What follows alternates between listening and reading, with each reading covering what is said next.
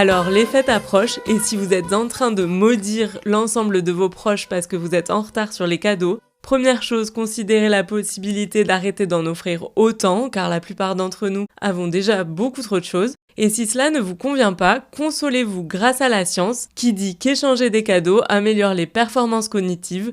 Du moins, c'est ce que montre une expérience de recherche menée en 2020, en janvier, sûrement juste après les fêtes. Je vous explique. La Minute Science de MC et Alsa Science. Mais qui prend toujours plus de temps parce qu'elle est Alsa Science.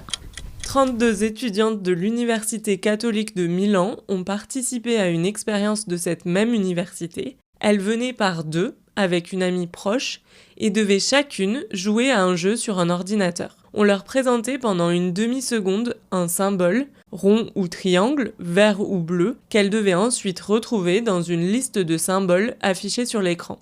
Le jeu se déroulait en 3 rounds, et en plus de ça, les participantes devaient s'échanger un cadeau, soit après le premier round, soit après le deuxième, pour étudier justement si le fait de s'offrir un cadeau influait sur leur performance. Et c'est précisément ce qu'ont observé les chercheurs. Juste après l'échange du cadeau, les deux participantes donnaient de meilleures réponses. Leur taux de réussite augmentait de 10% en moyenne, un effet statistiquement significatif. Mais ça ne s'arrête pas là. Si le cadeau avait été offert entre les deux premiers rounds, les performances ne se contentaient pas d'augmenter entre les rounds 1 et 2, elles s'amélioraient aussi au round 3, passant de 74% de réponses justes au début à 94% à la fin. Alors bien évidemment tout ça c'est des moyennes, mais le fait d'avoir reproduit chaque expérience 16 fois, ça permet d'en déduire que voir cet effet complètement par hasard serait très peu probable.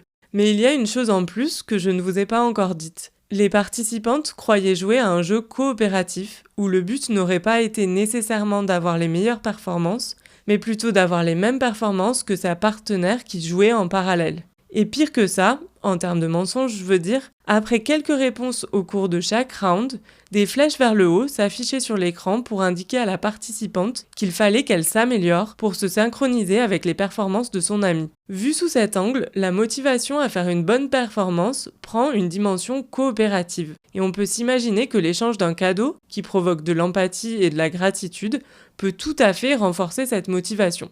Bingo, c'est ce qu'ont vu les chercheurs, car ils observaient aussi l'oxygénation du cerveau des participantes avec des casques qui utilisent une technique au nom un peu barbare d'imagerie spectroscopique proche infrarouge fonctionnelle. Et donc, grâce à ces casques, les chercheurs ont vu que lors de l'échange du cadeau, une zone spécifique du cerveau recevait plus d'oxygène et donc elle était plus activée. Cette zone, elle porte aussi un nom scientifique barbare, c'est le cortex préfrontal dorsolatéral, mais ce qui nous importe ici, c'est qu'elle est déjà connue pour être associée à des comportements coopératifs, des interactions sociales ou de l'engagement relationnel. La coopération a aussi été perçue comme plus forte par les participantes après l'échange du cadeau, et leur performance en meilleur accord avec celle de leur amie. C'est du moins ce qu'elles ont déclaré dans un questionnaire après l'expérience. Donc au final, offrir des cadeaux, tout comme en recevoir d'ailleurs, car l'étude n'a pas noté de différence, peut stimuler vos capacités cognitives et votre sens de la coopération. C'est tout à fait dans l'esprit de Noël, surtout quand viendra le moment de s'écharper dans des discussions endiablées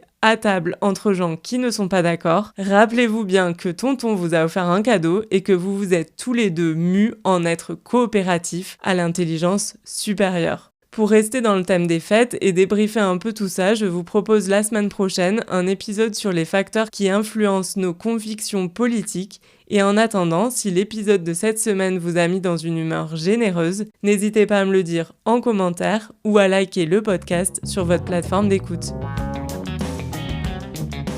Je suis MC, Marie-Cécilia, journaliste, scientifique et navigatrice. Merci d'avoir suivi mon podcast et à bientôt j'espère.